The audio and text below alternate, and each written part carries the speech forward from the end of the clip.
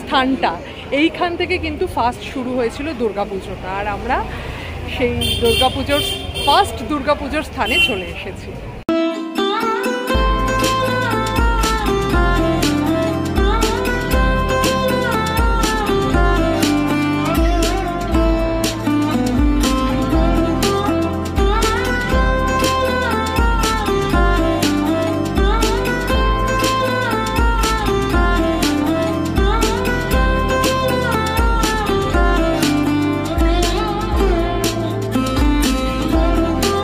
আমরা এখন আছি মাঝেরহাট স্টেশনে।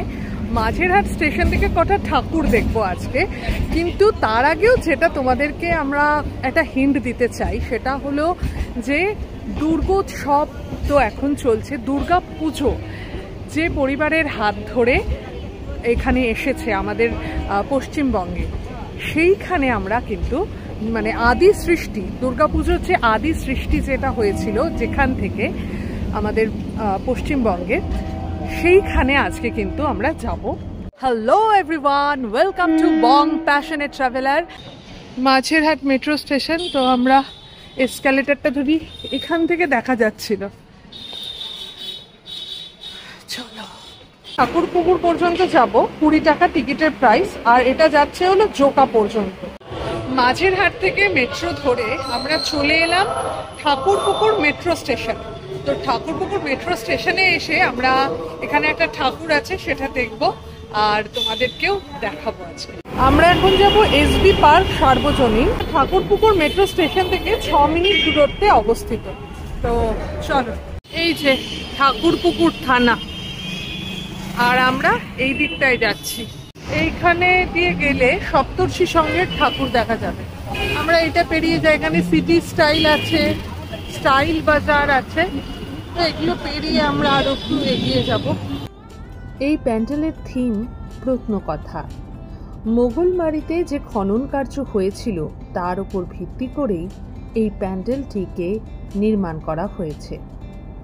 মোগলমারি হল ভারতের পশ্চিমবঙ্গ রাজ্যের পশ্চিম মেদিনীপুর জেলায় অবস্থিত একটি গ্রাম ও পুরাতাত্ত্বিক খনন কেন্দ্র। কলকাতা বিশ্ববিদ্যালয়ের অধ্যাপক অশোক দত্তের নেতৃত্বে 2002 থেকে 3 সালে এখানে খনন কার্য শুরু হয় এবং ষষ্ঠ দ্বাদশ শতাব্দীর একটি বৌদ্ধ মঠ আবিষ্কৃত হয়।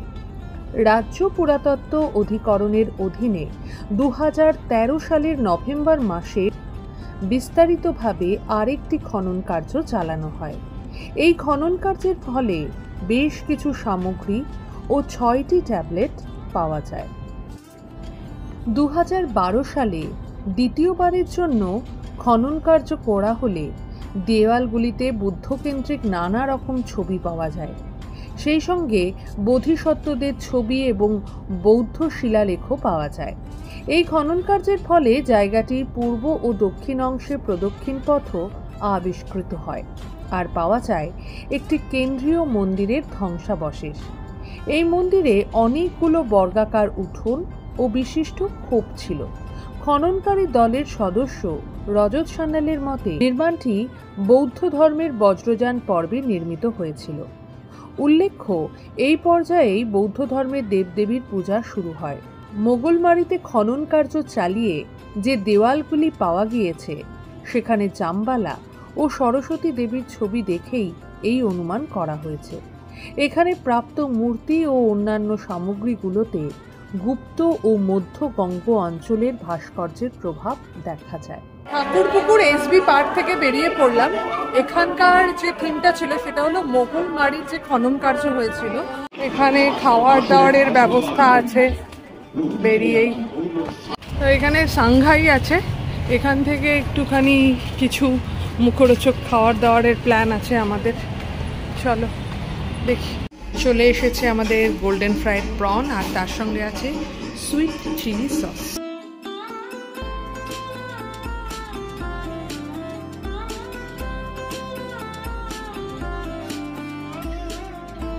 তো আমরা এতক্ষণ ছিলাম সাংহাইতে।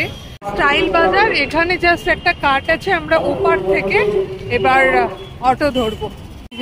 এবার আমরা এখান থেকে অটো ধরবো। পরীক্ষা যাবো, 30 টাকা অটোতে চাইছে। এটা হলো ঠাকুরপুকুর মেট্রো স্টেশন আর ভাড়াগুলো লেখা আছে এখানে। আমরা শখের বাজারে যাব, একটা স্টপেজ, অটো বলছে 30 টাকা, আর মেট্রোতে আমাদের 3 জনের 15 টাকায় হয়ে গেল, 5 টাকা করে। শখের বাজার মেট্রো স্টেশন থেকে আমরা এবার হাঁটছি, বলছে 500 মিটার দূরত্ব এখান থেকে। দেখা যাক। এখানে বরিশা তপবনের একটা পুজো আছে, খুব সুন্দর সাজিয়েছে। আমরা একটু এইদিকে এগিয়ে যাই। ডায়মন্ড হারবার রোড, আর এখান থেকে আমরা ভেতরের দিকে ঢুকছি। দেখি এখানে কি কি ঠাকুর আছে।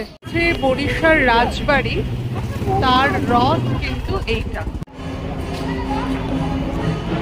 এটা বারোয়ারি পুজো। মায়ের মুখটা ভারী মিষ্টি, আর গামছা টামছা দিয়ে দুর্দান্ত করে।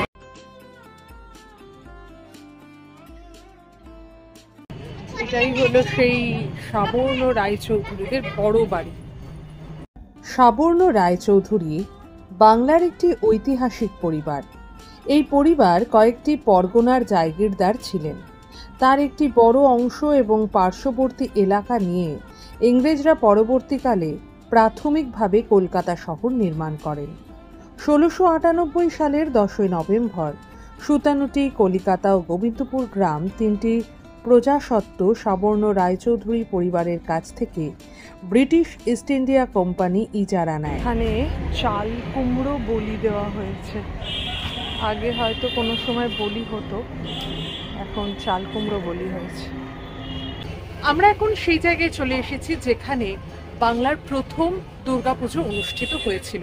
1608 সালে ঔরঙ্গজেব লক্ষ্মীকান্ত মজুমদারকে কিছু জমি দিয়েছিল, যা দক্ষিণের দিকের জমি, এসব উপহার দিয়েছিলেন। এবং তারপরেই কিন্তু 1610 সাল থেকে শুরু হয় এই সাবর্ণ রায়চৌধুরীর বাড়ির পুজো। সাবর্ণ কোনো কিন্তু নাম নয়, ওদের একটা উপাধি বা গোত্র এরকম কিছু। তো এই বাড়ির পুজো শুরু হয়। যদিও এখানকার যে পুজোটা দেখলাম সেটা 1700 সালের পুজো। এখানে আরো 6খানা বাড়িতে পুজো হয়। আর এই যে লক্ষ্মীকান্ত মজুমদার, তার নাম অনুসারেই কিন্তু লক্ষ্মীকান্তপুর স্টেশনের নাম হয়েছে। মা এখানে তপ্ত কাঞ্চন বর্ণা, যেটা আমরা এখন সমস্ত দুর্গা ঠাকুরের দেখি, তারা হলুদ হয়ে গেছে, ফর্সা হয়ে গেছে, কিন্তু অ্যাকচুয়ালি কিন্তু তপ্ত কাঞ্চন বর্ণা। লক্ষ্মীর গায়ের রং, মা লক্ষ্মীর গায়ের রং হলো হলুদ এবং সরস্বতীর গায়ের রং হলো সাদা। আমরা সেই ইতিহাস বিজড়িত সাবর্ণ রায়চৌধুরীর দুর্গাপুজোয় আজকে কিন্তু চলে এসেছি। এইটা হলো বড় বাড়ি। এখানে দেখাচ্ছে সাবর্ণ রায়চৌধুরীর বাড়ির 8চালা বাড়ি, যেটা 416 বছরের পুরনো, যেটা দিয়ে প্রথম দুর্গাপুজো আরম্ভ হয় পশ্চিমবঙ্গে। দেখি, এই হলো 8চালা বাড়ি।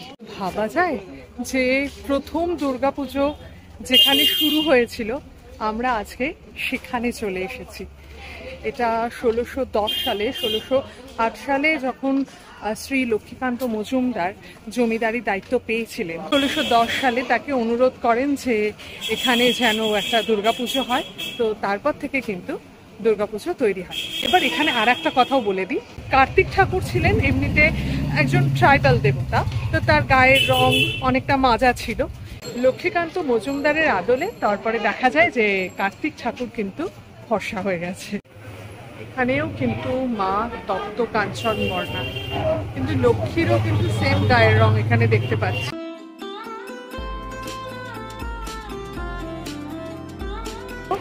সেই বাড়ি হয়তো আমার নতুন করে তৈরি হয়েছে, কিন্তু স্থানটা এটাই। একটা কোশ্চেন আছে। হ্যাঁ বলো। বলছি, আমাদের যে গ্রামের দিকে যে লক্ষ্মীকান্ত, সেটা কি লক্ষ্মীকান্ত? একদমই ওনার নামই লক্ষ্মীকান্ত মজুমদার। আর একটা কথা বলি, এই যে আমরা আগে থেকে বলে থাকি যে দক্ষিণ দিকের নাকি কোনো কিছুই ছিল না, জলা জমি হ্যান ত্যান, তাহলে এই বরিশা এই জায়গাটার পিনকোড কেন 08? সেটা কলকাতা মিউনিসিপ্যালিটি যবে থেকে স্টার্ট হয়েছে তার নিশ্চয়ই। আর তার আগেও কথা হলো, মানে বলছো যে জব চার্নকের কলকাতা? নো, একদমই নয়। তাই তো না, জব চার্নকের, ওটা জব চার্নকের কলকাতা না, এটা হলো সাবর্ণ রায়চৌধুরী ফ্যামিলি ফার্স্ট জমিদার বলতে যা বোঝায়। এনারা ছিলেন 1608 সালে ওনাদের যে রাজ পরিবার আর কি, তার পত্তন হয়েছিল। তুমি মাঝে মাঝে আপত্তি জানিয়ে থাকো সবকটা রাজ পরিবার নয়, কিন্তু এটা সত্যি রাজপরিবার, এটা জমিদার পরিবারও নয়। এবার আর একটা স্থানে চলে এসেছি, এটা হলো সন্তোষ রায়চৌধুরী প্রতিষ্ঠিত সাবর্ণ রায়চৌধুরী পরিবারের শ্রী রাধাকান্ত দেবের মন্দির। এই যে বোধন ঘর, এখানে রাধা মাধব আছেন। এটা সাবর্ণ রায়চৌধুরী পরিবারের প্রাচীন দুর্গোৎসব, এটা হলো মেজো বাড়ি। চলো একবার দেখে আসি, এত দূর এলাম যখন। এই যে এইটা হলো মেজো বাড়ি, সাবর্ণ রায়চৌধুরী পরিবারের মেজো বাড়ি। বংশের 21তম পুরুষ জিয়া গঙ্গোপাধ্যায় 1535 মতান্তরে 1538 খ্রিস্টাব্দে হুগলি জেলার গৌহট্ট গোপালপুরে জন্মগ্রহণ করেন। ইনি পরবর্তীকালে সন্ত কামদেব ব্রহ্মচারী নামে পরিচিত হন। তার অন্যতম শিষ্য ছিলেন রাজা মান সিংহ। তিনি কামদেব ব্রহ্মচারীকে গুরুদক্ষিণা হিসেবে 1608 সালে এক বিরাট ভূসম্পত্তি নিষ্কর জায়গির দেন। এই সম্পত্তির জায়গিরদারি কামদেব ব্রহ্মচারী পুত্র লক্ষ্মীকান্ত গঙ্গোপাধ্যায়ের ওপর ন্যস্ত ছিল।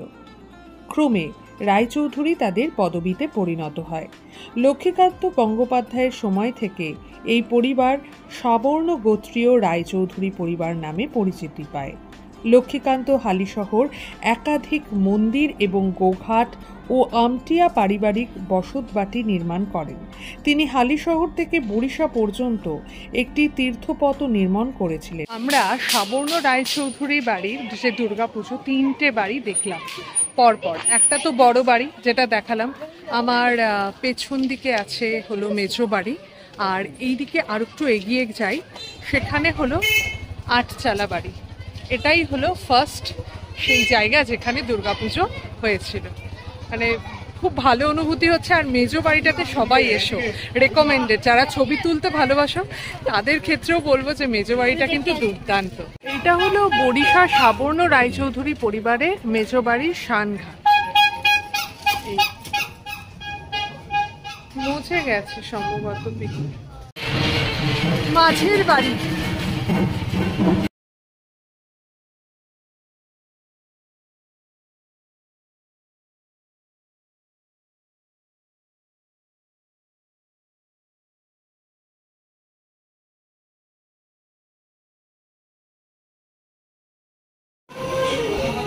মাকে লুচি ভোগ দেওয়া হয়েছে। ইতিহাস বিজড়িত এই দুর্গাপুজো দেখবার পর আমরা চলে এলাম বরিশা ক্লাবে। আর এতক্ষণ যে বেহালার ভিড়টা মিস করছিলাম সেটা কিন্তু এখানেই দেখতে পাচ্ছি। প্রচুর লাইন। সার্কাসকে আমরা চিরকাল এক বিস্ময়ের ভুবন হিসেবে কল্পনা করেছি, এক উজ্জ্বল মহাবিশ্ব ভঙ্গুর ছাউনির নিচে, যেখানে শিশুরা হাততালি দেয় মুগ্ধ চোখে, প্রেমিক প্রেমিকারা ফিসফিস করে অন্ধকারের আড়ালে, আর পরিবারগুলো ঝুঁকে পড়ে দেখছে আকাশচুম্বী খেলোয়াড়দের মৃত্যু ঝুঁকির খেলা। করাতের গুঁড়োর গন্ধ, ঝলমলে পোশাকের ঝলকানি, পশুর গর্জন, রং মাখানো মুখের কৃত্রিম হাসি, সব মিলে গড়ে উঠত এক স্মৃতি যা একসময় বিনোদনের সংজ্ঞা ছিল। কিন্তু আলো নিভে গেলে, তাঁবু ভেঙে ত্রিপল মাটিতে মিশলে শুরু হয় আরেক গল্প, শূন্য পৃথিবীর গল্প। এটি সেই সব মানুষের কাহিনী যাদের জীবন সার্কাসের ভেতরেই সীমাবদ্ধ ছিল, যাদের কাছে মঞ্চ একই সঙ্গে ছিল দোলনা আর সবাধার। এটি হাসির আড়ালে লুকোনো ক্ষুধার কাহিনী, হাততালির অন্তরালে মিশে যাওয়া নীরবতার কাহিনী, এবং সেই সঙ্গে মুখের কাহিনী যাদের আর কেউ দেখে না একবার প্রদর্শনী শেষ হয়ে গেলে।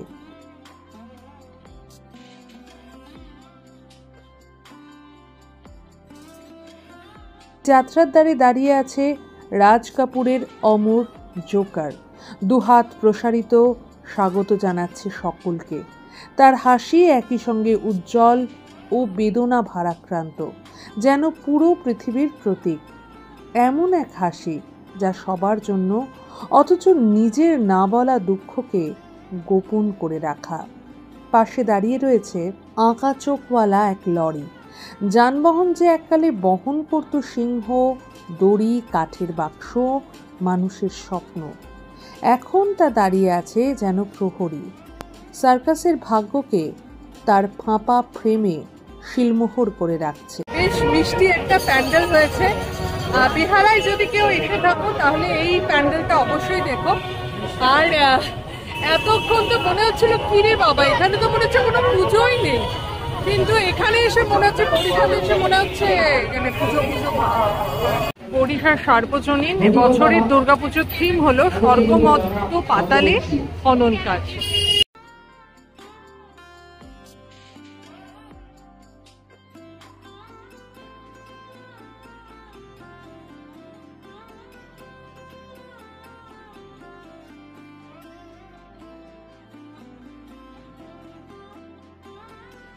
এখানে কিন্তু লেডিস টয়লেটের ব্যবস্থা আছে, বায়ো লেডিস টয়লেটের, জেন্টসও আছে।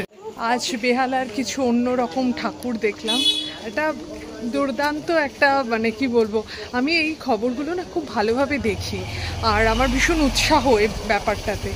তো আজকের যে দিনটা খুব মন ভরে গেল। কালকে বলেছিলাম যেমন আমার একদম ভালো লাগলো না, আজকে কিন্তু পুরো মন ভরে গেল। আর একদম ফাঁকায় ফাঁকায় সুন্দর সুন্দর কিছু ঠাকুর দেখলাম আর তার ইতিহাসকে প্রত্যক্ষ করলাম।